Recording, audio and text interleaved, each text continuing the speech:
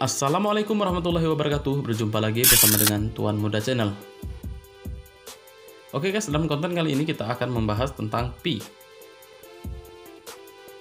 Bagaimana Pi persaingan dengan Apple, Google, dan Tesla. Oke, simak terus video ini sampai habis biar teman-teman tidak gagal paham.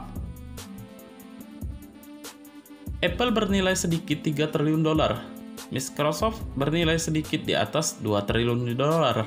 Kemudian Google, Amazon, dan Tesla mengikuti dengan sedikit di atas 1 triliun dolar. Total kapitalisasi pasar kripto pasar berdiri di sekitar 1,7 triliun dolar hari ini. Banyak perintis menggunakan ini sebagai metrik untuk menentukan di mana Pi harus jatuh. Kelemahan pertama adalah berpikir bahwa Pi sedang dirancang dan dikembangkan sebagai aset.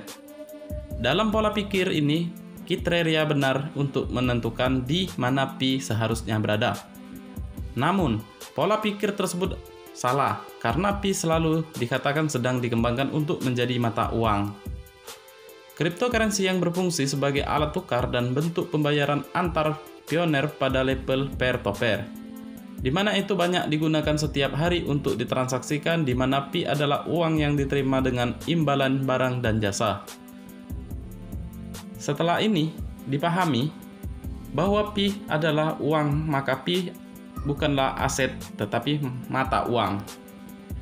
Cryptocurrency hari ini tidak berfungsi sebagai mata uang untuk massa. Mereka tidak digunakan setiap hari untuk transaksi biaya rendah, karena Pi sedang dikembangkan sebagai mata uang dan akan digunakan sebagai uang.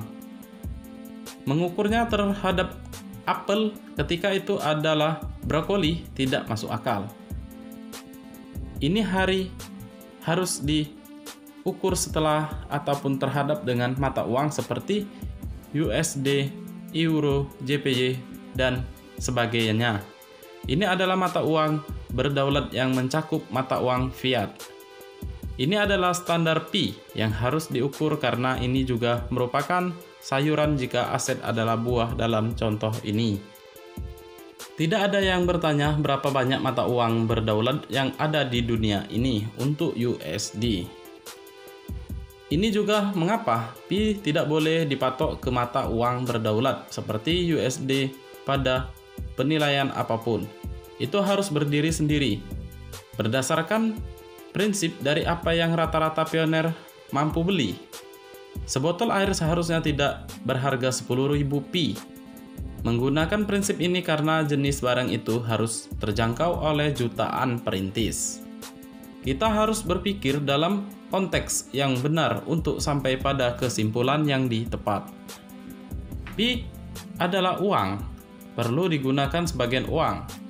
Perlu beredar di antara pioner untuk barang dan jasa untuk membangun ekonominya.